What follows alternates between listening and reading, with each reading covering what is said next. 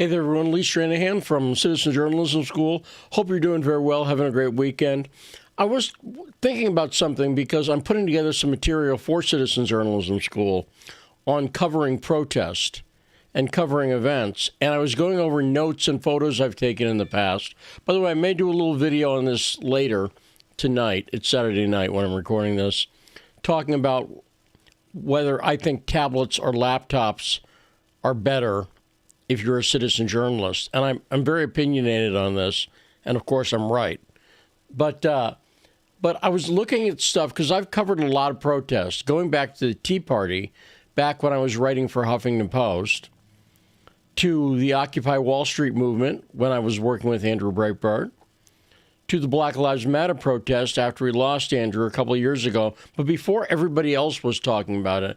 And I wanted to talk about something I've noticed about the ideology of these movements. And this is not theoretical. I realize, as a radio host, I've seen sometimes it's people I'm co-hosting with, get irritated if I bring up ideology.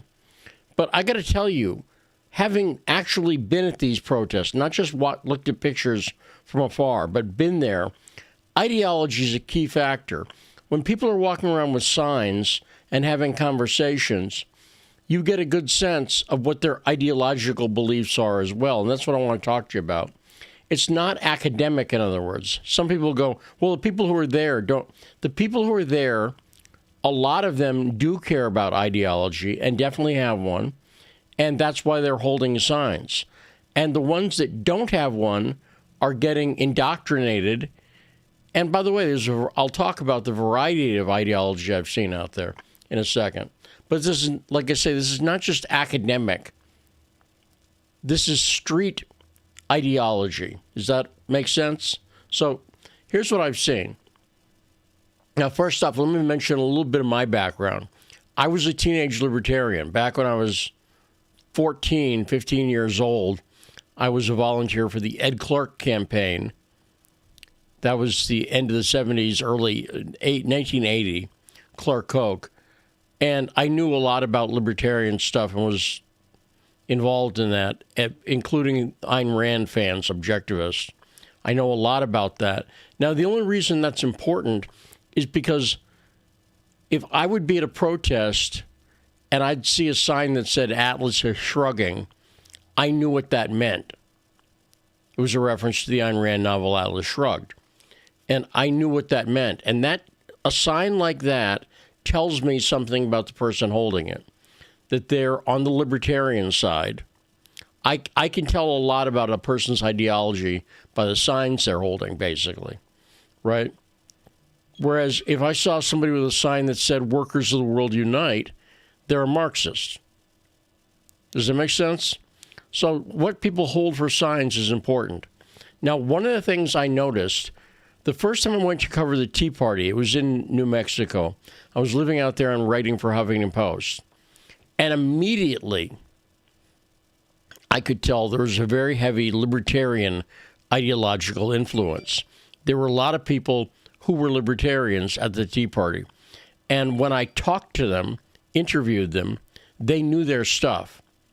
In other words, they weren't just people who'd written something that they'd found in a fortune cookie. They understood principles of liberty, and they knew what they were talking. They were talking about stuff like individual rights.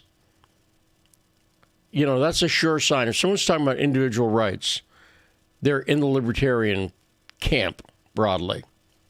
Now, Occupy Wall Street, on the other hand, and this will be interesting.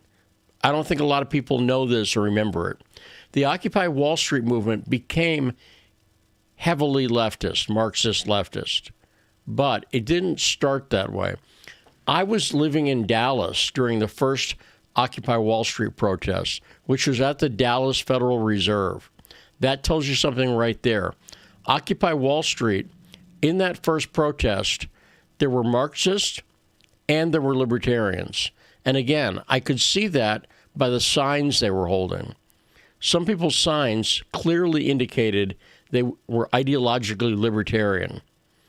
Some people's signs indicated that they were Marxist. And that's an interesting mix. Eventually, the libertarians got drummed out. Now, when I started covering Black Lives Matter protests, and I covered a lot of them, there was never any ideological libertarian influence ever. I never saw one single solitary thing. And I was thinking about this in part also because there's this